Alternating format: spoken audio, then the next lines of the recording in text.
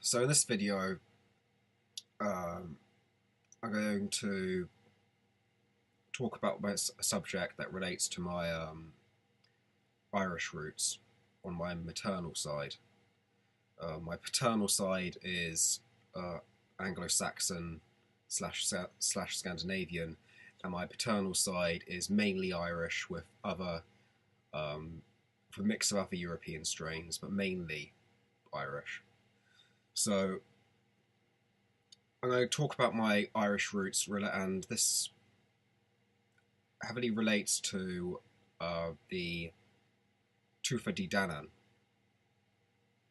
and the ancestral Irish Fae in general.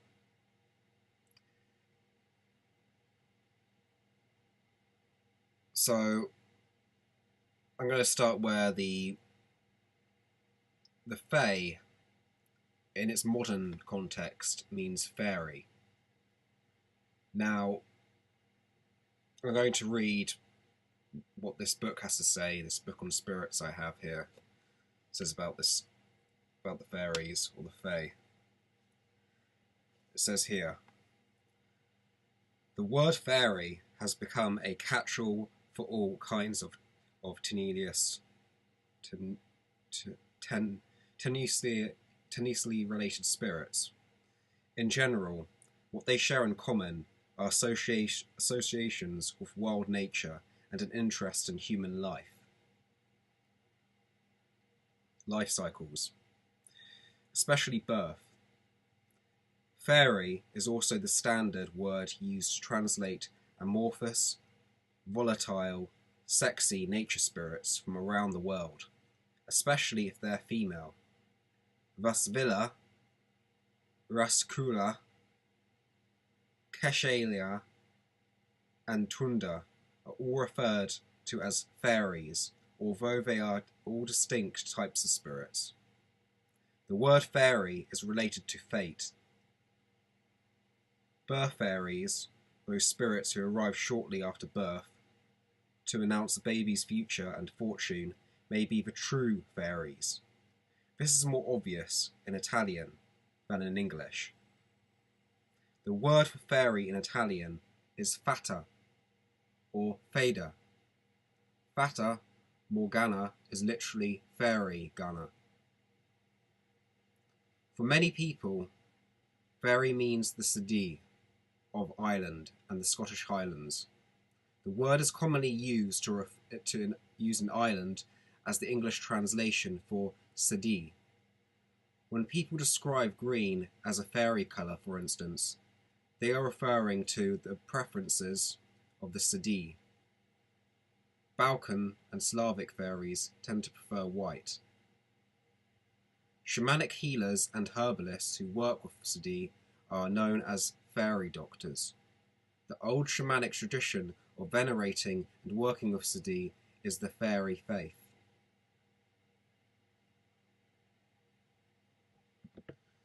So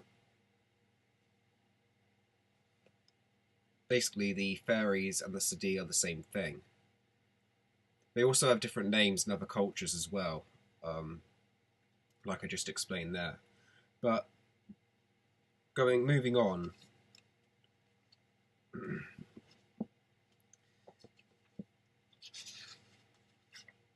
to what the Sedee are, because they also explain in greater detail what the Sedee are in here. The Sedee, its origin is in Ireland and the Scottish Highlands. The Gaelic word Sedee has three meanings: barrow or tumulus, ancient burial mounds often filled with treasure. Fairy or fairies, the word is singular and plural. As the Sedee that are fairies often live within the Sedee that are boroughs, Sedee also means fairy mound. When the Gaels successfully invaded Ireland, their predecessors, the divine Tuatha De Danann, were literally driven underground. They established their own parallel realms beneath the earth. Fairy mounds are their portals. The Dagda, among the leaders of the Tufa D Danann, assigned each member of the Tufa D Danann the Tufa D Danann, the Tufa D residence in a Sadi or mound. The Tufa D Danann became known as the Sadi. The key word regarding the Sadi is beauty. They are magnificent, passionate, proud spirits who perceive themselves as worthy of veneration and intense respect. They accept, and perhaps accept, small but consistent offerings, such as dishes of milk placed out overnight on the windowsill or doorstep. There are male and female Sadi. They have an elaborately structured society that parallels that of humans. The Sadi have an intense relationship with people characterized by love and hostility. Once upon a time, they were the subject of passionate human veneration. Hidden within fairy tales and legends are suggestions of pagan devotion and voluntary channeling of spirits, similar to modern spiritual traditions such as African diaspora faiths and Za. The Sadi are master healers and may bestow this medical knowledge on those people they favour. So-called fairy doctors combined herbal and shamanic healing and were trained directly by the Sadi. On the other hand, the Sadi also inflict illness like sudden tumours, stroke, and paralysis. Sadi stand accused of stealing humans, especially babies, children, midwives, and wet nurses. The milk they accept as offerings may not always have been bovine. Legends tell of fairies accosting women and begging for a sip of human milk. They are generally not industrious spirits. Their passions are dancing, music, poetry, and pleasure. They do raise cattle, which they sell or trade as fares. So, basically, the Sadi, or the fairies, or the Fae, are the tribe of Tufa D Danann, which were a tribe on Ireland, the country of Ireland, here in the British Isles, that were there before the Gaels, the Gaelic tribes, moved in. Because the Gaelic tribes are originally from France, even though there is a lot of theories, and I think they probably are true, of druids existing in Ireland before the Gaels officially went into Ireland due to the Roman occupation of Gael, which was at what is now modern France. So I'm open to this theory, and I think there was druids in Ireland going way, way, way, way back. But that's a whole other subject in itself. So we're going to move on to the Tufa D Danann, more information about them. So the Tufa D Danann. The Tufa D Danann are the spirits who inhabit Ireland before the arrival of the Gaels, like I was just telling you. Were also called Milesians. Their name means the children of Danu, their divine ancestral mother. She may or may not be the goddess of the Danube River.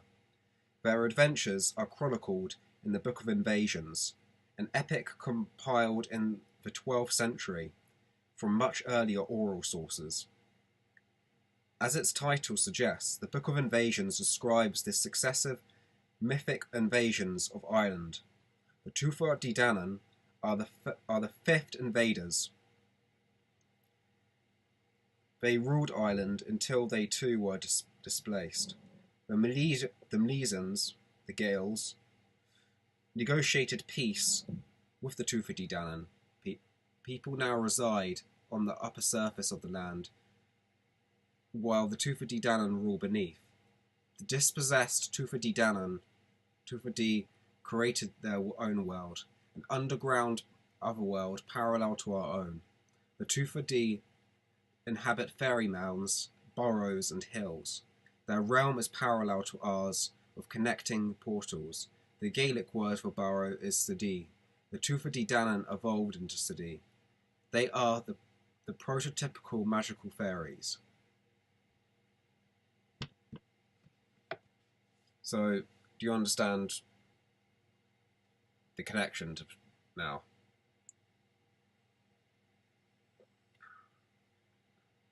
The fact is that the fairies, or the fae, were a race inhabiting Ireland before the Gaels came in, and there was other races inhabiting Ireland even before the Tufadi Danann. So this is why in today the fairies or the fae, the Sadi, the Tufadi Danann, we see as spirits. There's probably no Tufadi Danann who are in physical manifestation. However, as someone who has Irish blood running through their veins, I can tell you now that I think that the Gaels who went into Ireland actually mixed in with the Tufadi Danann. Basically, race mixed. So what I think is that everyone who is of Irish ancestry has Tufadi Danann blood flowing through them.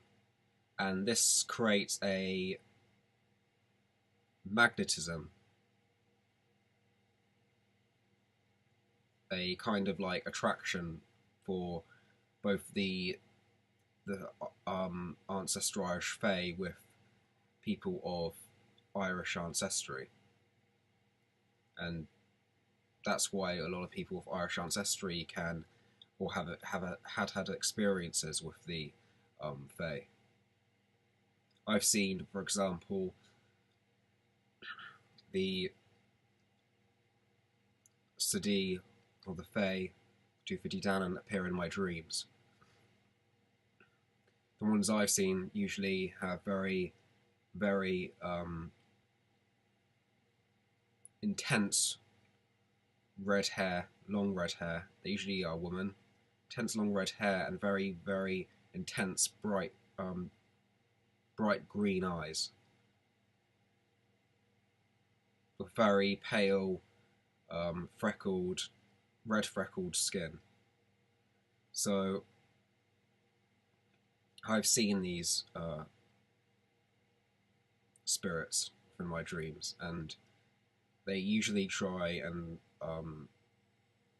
seem to be very attracted to me, and to be honest, I'm quite attracted to them. They have this kind of lure about them. I mean, the ones I've met in my dreams always seem to be women. And that could be down to the fact that the Irish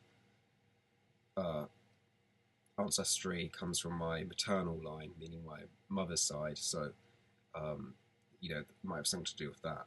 But moving on, I'm going to show you how I think that also the fae or the fairies are also very similar, if not maybe the same as the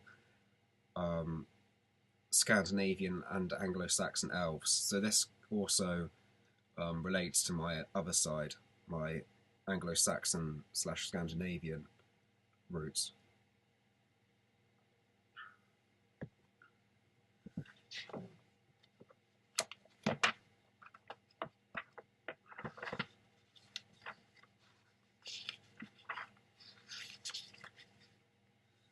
So here we have the elf. Elves are mysterious northern spirits, sometimes equated with fairies, like I was saying. Like fairies, elves have now been cleaned up and made over to suit sanitized children's fiction, often portrayed as miniature, whimsical busy bees, Santa's little helpers. Originally, elves were human-sized, sometimes taller, and they were renowned archers, artisans, and healers. Author J.R. Tolkien portrayal of the secret but dangerous elven folk in the Lord of the Rings trilogy of novels hews closer to mythic tradition. Elves live in a realm that parallels humans. Norse myth divides the elves into light elves and dark elves, otherwise known as dwarfs. Scholars disagree as to whether the elves and the Vanir spirits are the same, but they are closely affiliated. The Vanir spirit Frey is the elven king. Elves are beautiful, volatile spirits of wild nature. They were not trivial spirits. Once upon a time, bulls were sacrificed to them. Their significance is recalled in human names like Alvin, Elvis, Elva, and Elvira. Elves feature prominently in Anglo-Saxon spells and charms. Many intended to protect from the elves themselves. A hostile relationship between elves and people is often now presumed, but before Christianity, spiritual alliances existed between elves and people. Once this alliance ended, embittered elves, previously helpful, may have turned dangerous, or conversely, people were taught to fear elves.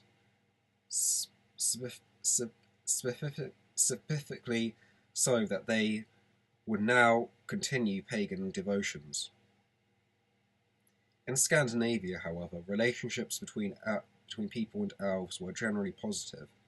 Like fairies, jinn, and borai spirits, elves can be benevolent or hostile. Some can even cause illness. Elves strike at people with the poison darts, known as elf shot, which causes illness and malice. And it causes illness and malice. Sorry. They may cause paralysis or stroke too. Elves sometimes target cattle and livestock, as well as people. Various spells, charms, and amulets serve to protect against them. Elves are sources of wisdom, fertility, and wealth. And they want to be. They love music and dancing.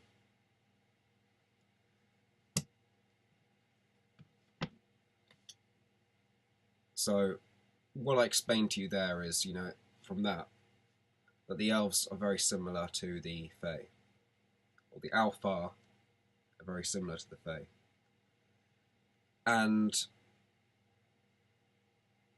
I think they very much are just different names for the same, you could say, race. Obviously, maybe the Tuatha Danann were a particular tribe, but I think they are very much the same thing.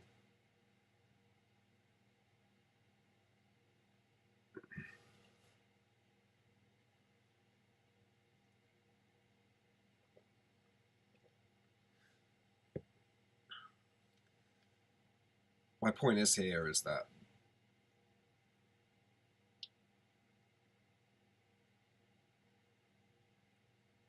I think that the same applies to the Tuatha Danann being once a physical manifested race within this on Midgard.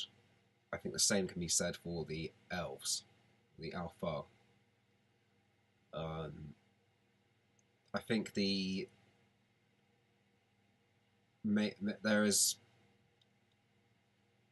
evidence that there was a hunter-gatherer people in Scandinavia before the Indo-Europeans came in.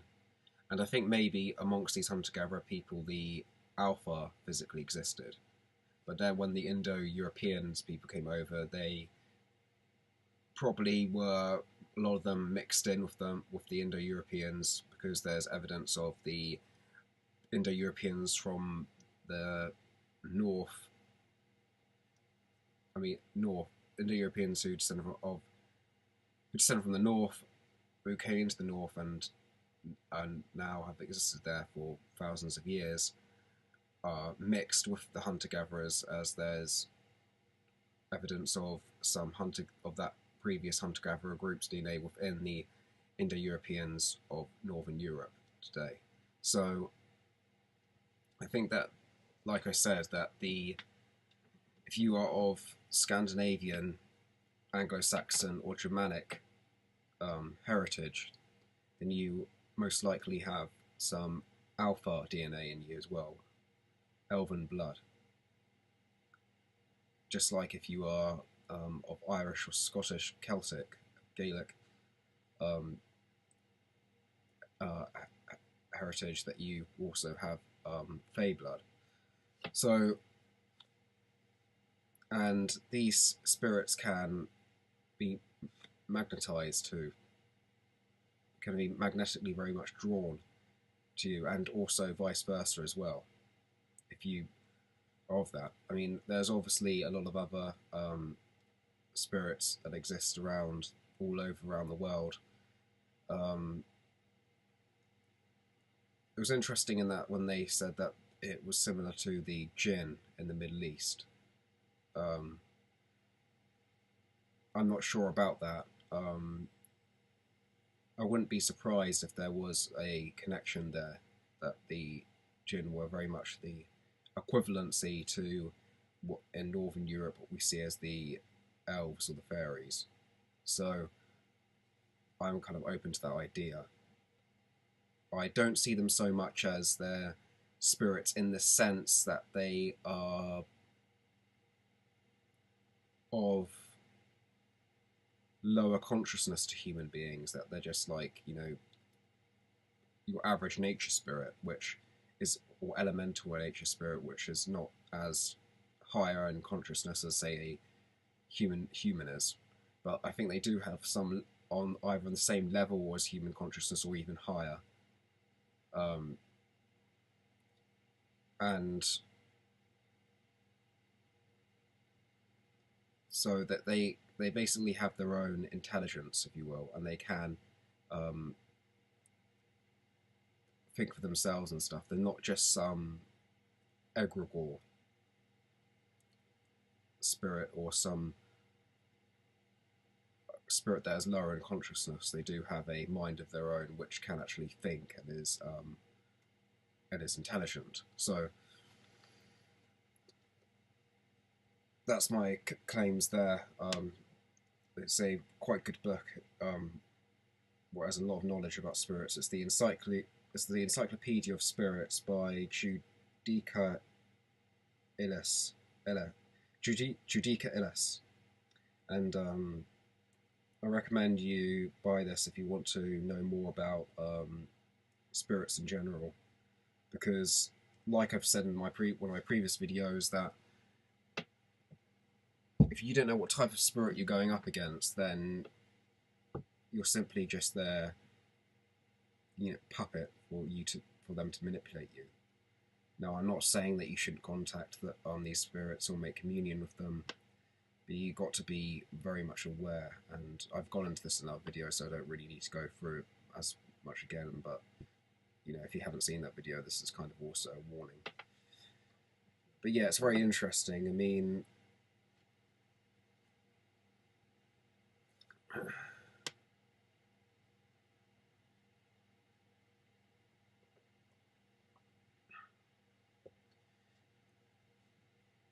I would like to.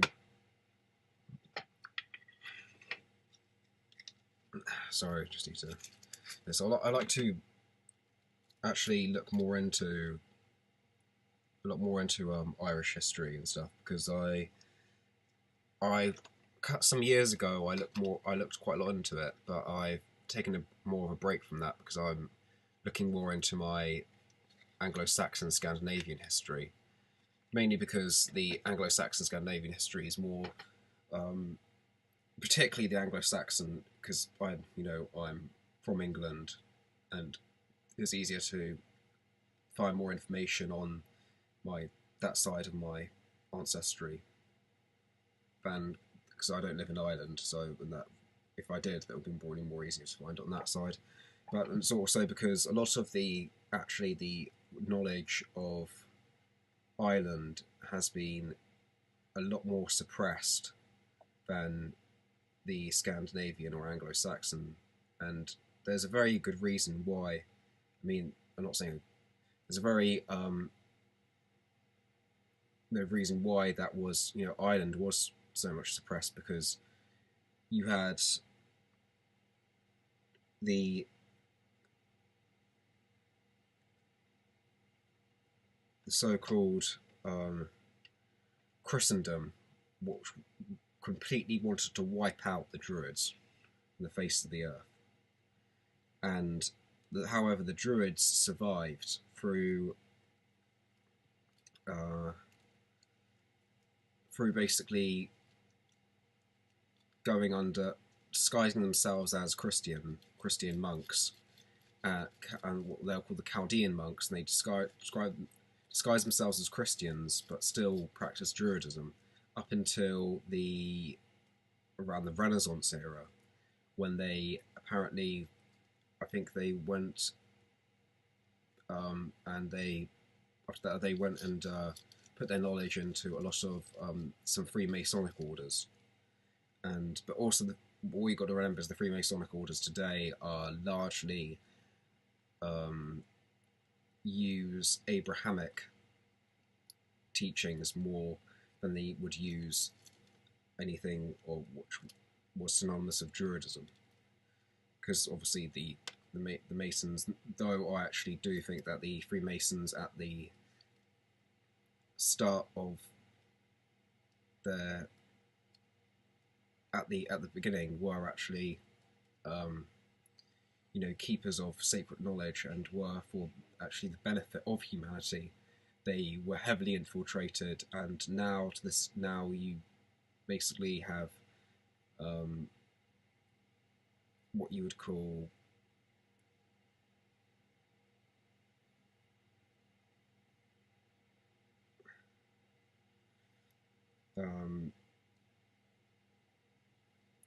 subversives, or you know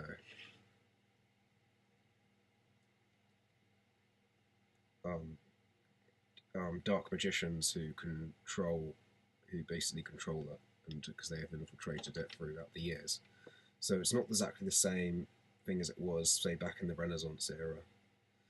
So, I mean, it'll be interesting to actually, because I tried to read I've actually got a book on the Celtic myths, and a lot of it's very hard to decrypt what the myths are like, because they were written they weren't even written, they were already translated, but also that the Irish language in itself, which is actually very interesting, is that the Welsh language, which is a country next to England, and I've been up there quite numerous times because I have some family living up there, that the Welsh language is actually one of the only Celtic languages which has fully survived, because a lot of say the Irish Gaelic, or even the Scottish, like Highlander Gaelic language, has been heavily corrupted due to it. Well, like I said, the whole of the Irish culture was nearly wiped off the face of the earth.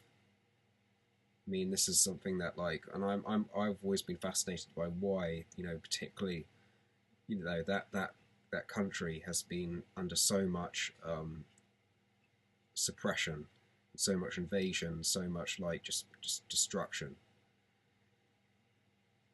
and I mean, you have amazing monuments still built in Ireland, like these amazing stone circles and the round towers and stuff, and I look at that and I think, how did they how did well, I know how they built them, because the ancients were not stupid people. I mean,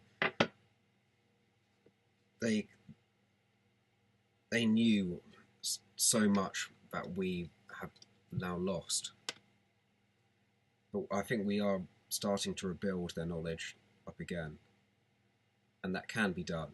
The knowledge is within the folk memory and the blood. It's in the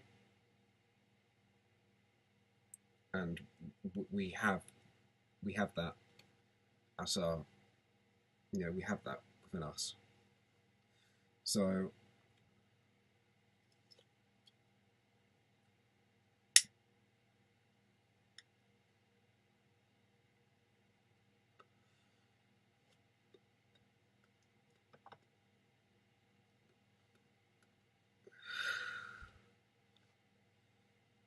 I mean,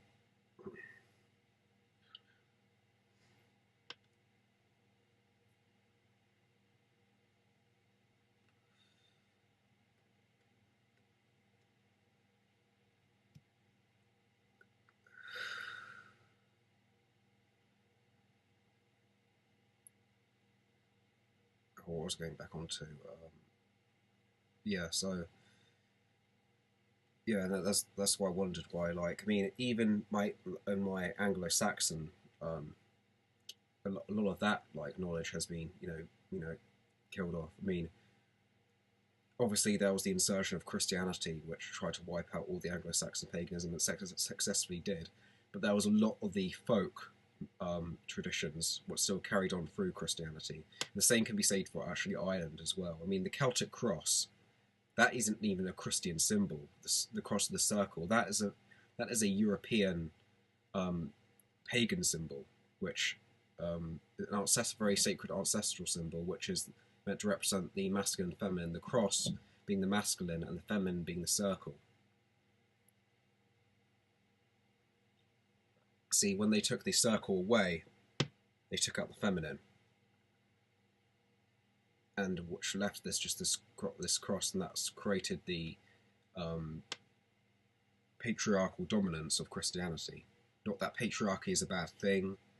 I'm not a feminist or anything, but that the Abrahamic religions, particularly Christianity, is a very malignant form of patriarchy. It's a patriarchy that doesn't have respect for the feminine. I mean, patriarchy is a very powerful thing. It is that masculine spirit, which is what gets things done. I mean, some people might not like that all the time, but that's what men are supposed to do: get things done. And when Christianity came in, it created this malignant form, which just ignored the wisdom of the divine feminine and took it all out and replaced it with a complete death cult, which has caused so much metaphysical illness and sickness. But even getting onto that, like the Anglo-Saxons, when the Normans, invaded in 1066,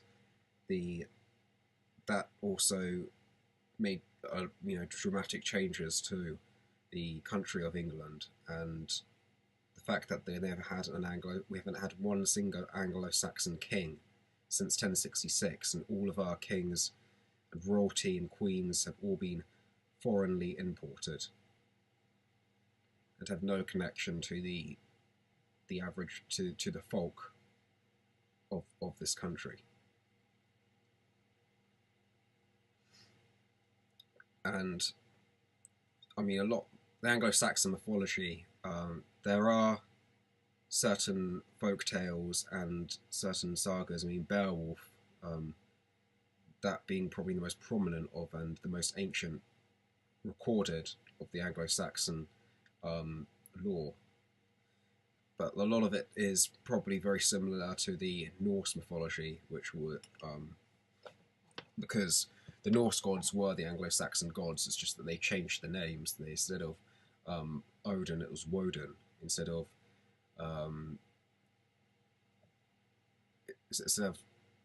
Thor, it was Duna. And it's just like the change. It's just really the names what that have changed the archetypes, but they were exactly the same archetypes as the Norse.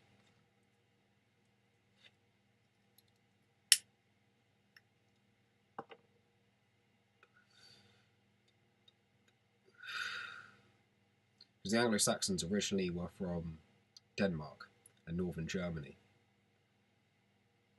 so they were originally Scandinavian. What the thing about the British Isles here is that it's been conquered and invaded and so many different times by so many different races um, and ethnic groups of people that it, like so many times. I mean, you had um, the races going back into the ancient world, like I said, the Tuatha De Danann. You had the Gaels, I mean the Celts coming over here. You had the Romans, then you had the Anglo Saxons, then you had um, like the Normans came, and then you had after that you had up like multiple other waves, probably more smaller. And to today you have all from the British Empire. You have loads of like different races from all around the world living here in Britain, and so it's been a very much a um, so it's been very much very much so it's left a lot of things behind here in the British Isles, which is there's also another thing about the British Isles is that it's actually the heart chakra of the Earth, which is very interesting. Which is at its exact point, it's in Wiltshire in Avesbury, which where you have that's where you have all the stone circles and Stonehenge, and that is the reason why they're built there is because that was the heart chakra for the and there's a important dragon ley line there as well, which is going in there. So it's a lot of like you could say intense magical energy coming out here of the British Isles, and that's why I think so many people are drawn to these islands. That it's a very I mean in certain areas, a lot of the urbanized areas, you don't feel the magic so much anymore. But I've been to all around this country, and the places really to go if you want to experience the magical side of it are the West Country of England, so Devon, Wiltshire, Avesbury, all that, and also Wales as well was very. I've been there, and that's very magical, and also Ireland. Um,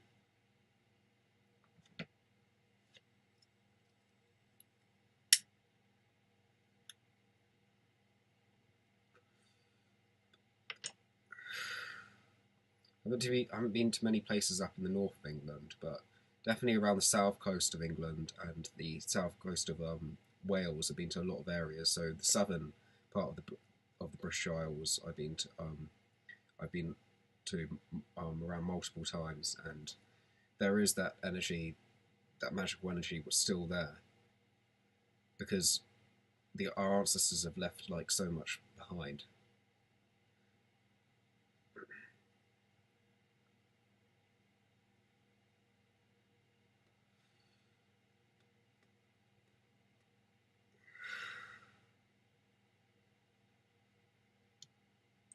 I mean, also on another note, that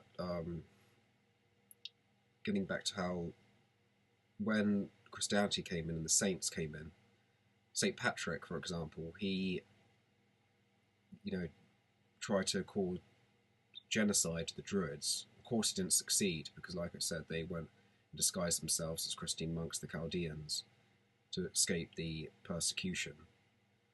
But he also nearly wiped out the Twa, which were a um, African group who existed in Ireland, who worked with the Druids, and he nearly wiped out them. I mean that's I mean it's fascinating, like how a certain ethnic group from so far away, another continent, can get to Ireland in ancient times. I mean, the ancients weren't stupid people; they knew how to, and they weren't, ignorant or of the what was out there or didn't know about other parts of the world. They did, and the whole thing of Saint Patrick and the snake banishing the snakes was him banishing the druids. The serpent or the dragon was a symbol of particularly the druids, the shamans, the saver in Europe. And you can see this also with the, St. George, for example. St. George, the Dragon Slayer. Like I showed you in my last video, my altar video, the Anglo-Saxon white dragon flag, which, was the original flag of England before the St. George's Cross. Now, St. George, I don't know whether he existed or not. The fact is that's the St. George's symbol of the Christians coming over and, killing off the shamans or the saver within England at the time. And that's what because the dragon represents that. It represents the pagans, the saver, the shamans within England, and that's what that represents. So a lot of this, like when you see saints, battling serpents or dragons are, the shamans, the druids, the saver, all being driven out by the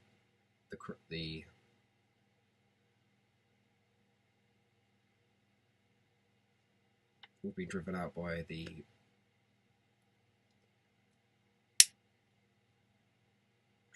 Christianity, basically.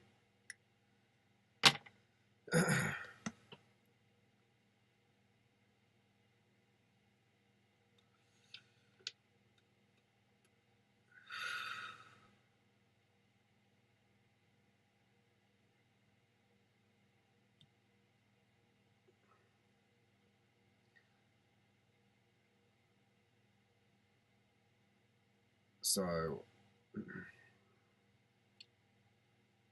think I might leave it here because this is I